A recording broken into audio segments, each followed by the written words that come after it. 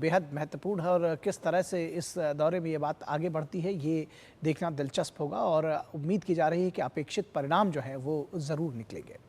और अब बात करेंगे पश्चिम बंगाल की सियासत की और एक ऐसी सियासत जिससे कम से कम 26,000 लोगों का जीवन यापन जुड़ा हुआ है। शिक्षक भर्ती घोटाले पर पश्चिम बंगाल से लेकर दिल्ली तक राजनीतिक उबाल कायम रहा।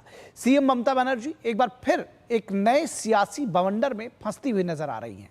करीब 26,000 शिक्षकों और गैर शिक्षण कर्मचारियों की भर्ती रद्द करने के कलकत्ता उच्च न्यायालय के आदेश को बरकरार रखने के फैसले के बाद बीजेपी ने मुख्यमंत्री ममता बनर्जी से इस्तीफे की मांग की है। शिक्षक भर्ती घोटाले पर बवाल, दिल्ली से बंगाल तक उबाल, बीजेपी और टीएमसी में तकरार, ममता के खिलाफ बीजेपी का आर पार। उच्चतम न्यायालय द्वारा पश्चिम बंगाल में करीब 26,000 शिक्षकों और गैर शिक्षण कर्मियों की भर्ती रद्द करने के कलकत्ता उच्च न्यायालय के आदेश को बरकरार रखने के फैसले के बाद भारतीय जनता पार्टी ने शुक्रवार को राज्य के मुख्यमंत्री ममता बनर्जी से इस्तीफे की मांग की। केंद्रीय मंत्री और भाजपा की पश्चिम बंगाल इकाई के अध्यक्ष सुकांत मजुमदार ने दावा किया कि बनर्जी हरियाणा के पूर्व मुख्यमंत्री ओम प्रकाश चौटाला के बाद शिक्षकों की भर्ती मामले में जेल जाने वाली दूसरी मुख्यमंत्री होंगी। भाजपा प्रवक्ता संबित पात्रा ने कहा कि ममता बनर्जी को अब सत्ता में रहने का कोई अधिकार नहीं है। अगर उनमें जरा भी जिम्मेदारी का एहसास बचा है तो उन्हें पद छोड़ देना चाहिए। मैं कहना चाहता हूं ममता जी से और टीएमसी से, कुर्सी खाली करो, कुर्सी खाली करो कि जनता आती है, चेयर खाली करो, जनगण आसछे, जनगण आसछे, ममता दी चेयर खाली करो। करते होबे, अन्य उपाय ना, करते होबे, चेयर खाली करते होबे। भारत के इतिहास में ममता बनर्जी दूसरा सीएम होने जा रही है जो जेल में जाएगी शिक्षक घोटाले में। कल ममता बनर्जी ने बोला कि मुझे जेल भेजना चाहते हो आप लोग। दीदी जान चुकी है, वॉल राइटिंग पढ़ ली है दीदी क्या होने वाला है। भाजपा के प्रवक्ता संबित पात्रा ने कहा कि सुप्रीम कोर्ट ने शिक्षक भर्ती घोटाला मामले को धोखाधड़ी बताया है, तो वहीं पश्चिम बंगाल भाजपा के अध्यक्ष सुकांत मजुमदार ने कहा कि ममता बनर्जी ने पश्चिम बंगाल को शॉपिंग मॉल बना दिया है।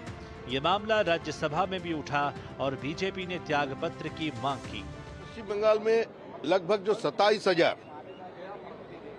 हमारे घर के बेटे बेटियों को नौकरी चले गए, इसके लिए दायी कौन है? पूरा दायी है तृणमूल कांग्रेस।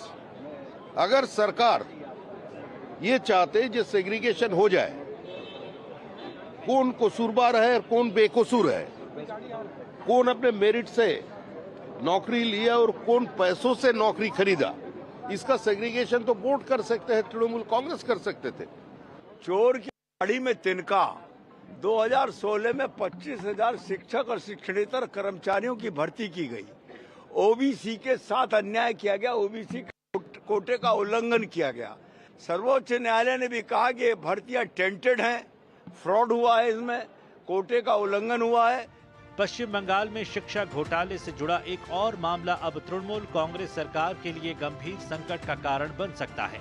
राज्य मंत्रिमंडल द्वारा स्कूलों में अतिरिक्त पद यानी सुपर न्यूमेररी पोस्ट बनाने के निर्णय को लेकर सुप्रीम कोर्ट में 8 अप्रैल से सीबीआई जांच पर दोबारा सुनवाई शुरू होने जा रही है। बंगाल भाजपा अध्यक्ष और केंद्रीय मंत्री सुकांत मजुमदार ने शुक्रवार को कहा कि इस मामले को लेकर बंगाल सरकार की मुश्किल सबसे अधिक बढ़ने वाली है।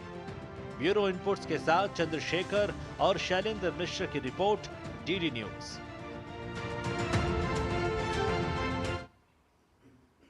और अब बात करेंगे मुद्रा योजना की। मुद्रा लोन और मुद्रा से जुड़ी हुई तमाम जो योजना रही है उसकी बात आपने सुनी होगी। और प्रधानमंत्री नरेंद्र मोदी ने 10 वर्ष पहले 2015 में छोटे कारोबारियों, दुकानदारों और नए उद्यमियों के लिए प्रधानमंत्री मुद्रा योजना की शुरुआत की थी।